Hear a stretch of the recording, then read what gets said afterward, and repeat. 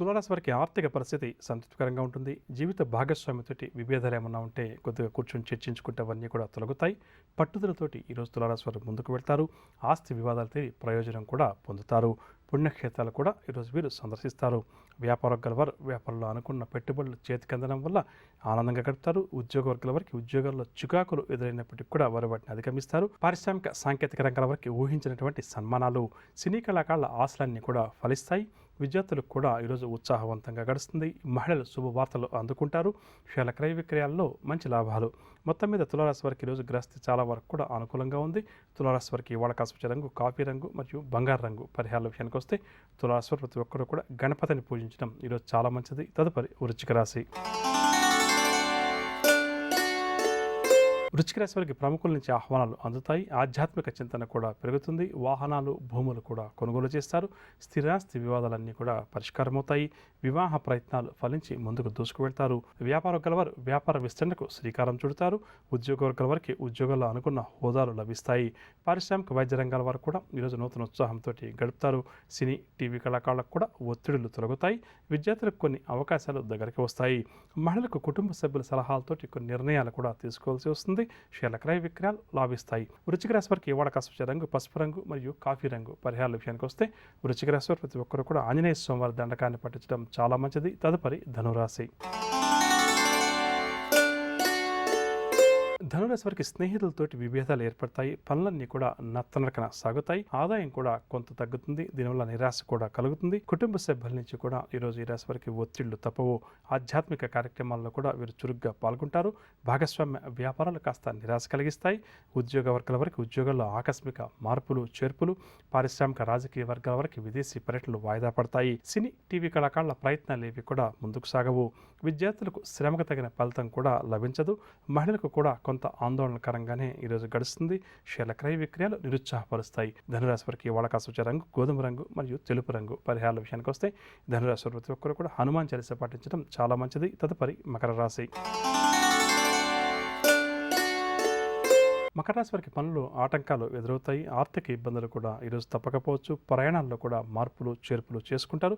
కుటుంబ సభ్యులతోటి భేదాభిప్రాయాలు కూడా అధికమవుతాయి. ఇంటా బయట కూడా ఒత్తిడులు ఎదుర్కోవాల్సి వస్తుంది. వాహనాల విషయంలోనూ, ఆవరణాల విషయంలోనూ ఈరోజు ఈ రాశి వారు చాలా జాగ్రత్త వహించాలి. పుణ్యక్షేత్రాలు కూడా సందర్శిస్తారు. విలువైన వస్తువులు తమ వెంట తీసుకెళ్లేటప్పుడు జాగ్రత్త వహించాలి. వ్యాపార వర్గాల వారికి వ్యాపార లావాదేవీలు నిరుత్సాహపరుస్తాయి. ఉద్యోగ వర్గాల వారికి ఉద్యోగాల్లో పని భారం తప్పదని చెప్పవచ్చు. పారిశ్రామిక రాజకీయ వర్గాల వారికి విదేశీ పర్యటనలు రద్దవుతాయి. సినీ, టీవీ కళాకారుల ప్రయత్నాల్లో ఆటంకాలు కూడా ఎదురవుతాయి. విద్యార్థులు కొన్ని మంచి అవకాశాలను చేజార్చుకుంటారు. కావున జాగ్రత్త వహించాలి. మహిళలకు ఆరోగ్య సమస్యలు అధికమవుతాయి. షేర్ల క్రయ విక్రయాల్లో ఆశించిన లాభాలు చేతికందవు. మకర రాశి వారికి ఇవాళ కాసుపచ్చ రంగు, పసుపు రంగు మరియు గులాబీ రంగు పరిహారాల విషయానికి వస్తే మకర రాశి వారు ప్రతి ఒక్కరూ కూడా రుణ విమోచన అంగారక స్తోత్రాన్ని పాటించడం చాలా మంచిది. తదుపరి కుంభరాశి. కుంభరాశి వారు కొన్ని దీర్ఘకాలిక సమస్యలు తీరి ఊపిరి పీల్చుకుంటారు. దేవాలయాలు కూడా ఈరోజు వీరు సందర్శిస్తారు. వాహనాలు, స్థలాలు కూడా కొనుగోలు చేస్తారు. అమ్మా, అలాంటి వాళ్ళది నిజమైన ప్రేమ కాదు, అది వ్యామోహం. ఎగ్జాక్ట్లీ చిన్నత్త. నిజంగా ప్రేమించుకున్న వాళ్ళు అలా చేయరు. ఎంత మనసు విరిగిపోతే కన్న కూతుర్ని పట్టుకొని మా దృష్టిలో చచ్చిపోయా ఉంటుందా తల్లి?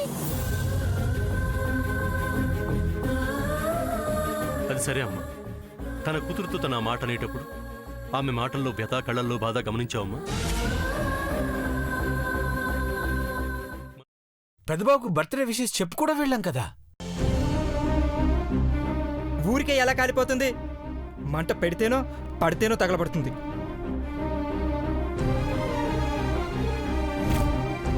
కరెక్ట్ చిన్నబాబు, నీకొచ్చినట్టే నాకు డౌట్ వచ్చింది. పార్వతే షర్టును తగలబెట్టిందనుకుంటా.